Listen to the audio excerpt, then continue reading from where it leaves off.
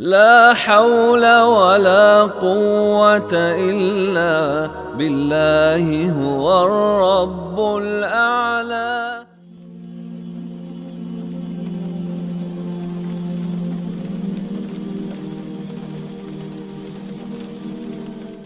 بسم الله الرحمن الرحيم. أهلا وسهلا ومرحبا بكم. السلام عليكم ورحمة الله وبركاته. الحمد لله الذي هدانا لهذا وما كنا لنهتدي لولا أن هدانا الله، والصلاة والسلام على رسول الله محمد بن عبد الله القائم بحقوق الله ما ضاقت إلا وفرجها الله. Amma ba'du, mpenzi mtazamaji na mfuatiliaji wa kipindi chako pendwa, awali ya yote baada ya kumshukuru Mwenyezi Mungu Subhanahu wa Ta'ala na kumtakia ziada ya rahma bwana mtume Muhammadin sallallahu alayhi wa alihi wasallam. Ndugu yangu katika imani, kipindi hewani Tafsirul Ahlam ni tafsiri za ndoto, na katika somo ambalo tutajifundisha siku ya leo, Qawaidu Thalith fi Tafsirul Ahlam, tutazungumzia kanuni ya 3 katika kutafsiri ndoto. Na kabla ya kuendelea na darasa yetu ya leo, ni kuombe ushirikiane nami katika kushare na kucomment darasa yetu hii ili iweze kuwafikia wengi. Na wewe unapofanya hivyo, bila shaka utapata ujira mbele ya Mwenyezi Mungu Subhanahu wa Ta'ala. Man dalla ala khairin kafa'ilihi, yule mwenye kusaidia jambo la khairi malipo yake ni kama aliyefanya. Mimi nazungumza, wewe unaeneza, tunashare katika malipo mbele ya Allah Subhanahu wa Ta'ala. Lakini vile vile usisahau pale unapo comment utuelekeze unapatikana katika nchi gani. Lengo na makusudio ili tunapoziboresha zile darasa zetu, basi tujue kwamba wapo wafuatiliaji ambao wanaotoka katika nchi fulani. Ndugu yangu katika imani, ama darasa yetu ya leo, Qawaidu Thalith fi Tafsirul Ahlam, tunazungumzia kanuni ya 3 katika tafsiri za ndoto. Kanuni ya 3 katika tafsiri za ndoto, az-zaman, yani muda au wakati.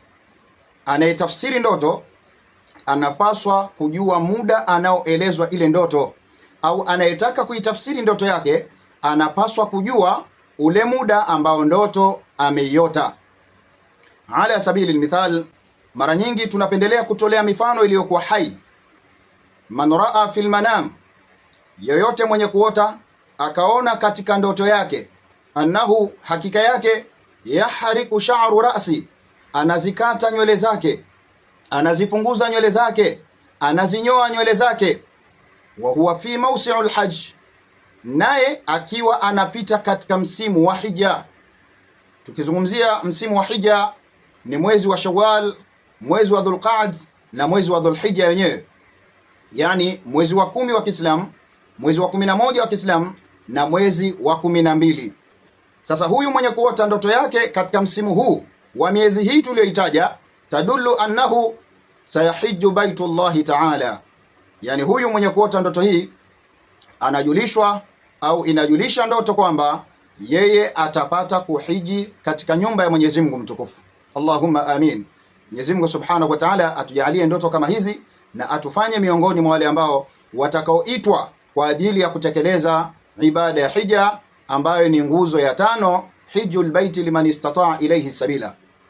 Allahumma amin. Ndugu yangu katika iman, lakini utajuaje kwamba hii ndoto inahusisha katika masala ya wewe kwenda hija? Ni kwamba uwe umeota katika msimu wa hija. Faman raa fi ghairi hadhihi al-ashhur, na yule mwenye kuota ndoto katika masiku na miezi isiyokuwa hii tuliyoitaja, mathalan ameota katika mwezi wa kwanza wa mwaka mpya wa Kiislamu ambao ni mwezi unaitwa Muharram, au katika miezi mingine huko Rajabu, Shaabani, Ramadhani, ambayo miezi hii iko mbali na msimu wa hija, fa alayhi an yuhafidhu ala malihi, huyo mtu aliyeota ndoto hii basi na aihifadhi na kuichunga, kuilinda mali yake. Sababu ni nini?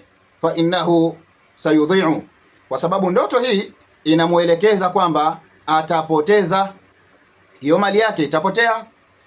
Na hapa ndio utaona kwamba hutokezea baadhi ya watu, mtu ima pochi lake limepotea na lina pesa ndani, mali yake inapotea, au simu yake inapotea, au cheni yake ya dhahabu ameweka mahala haioni, imepotea.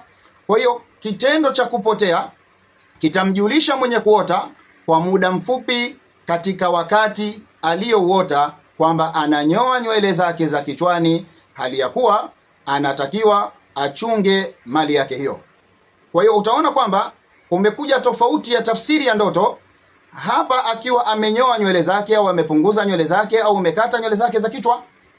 Huku inakuja tafsiri kwamba atakwenda hija, na upande wa pili anatakiwa aihifadhi mali yake kwa sababu mali hiyo itapotea. Ndugu yangu katika imani, ni kuombe pia kwa ajili ya kupata mwendelezo wa vipindi vyetu hivi Tafsirul Ahlam, tafsiri za ndoto, basi usiache kusubscribe channel yetu kwa ajili ya kukufikia mengi ambayo yanakujilia yaliyokuwa mazuri. Ndugu yenu katika iman, Sheikh Rajab bin Salim Juma Al-Qushayri Ash-Shirazi. Wassalamu alaikum wa rahmatullahi wa barakatuh. La hawla wa la quwwata illa billahi wa ya ni'mal mawla.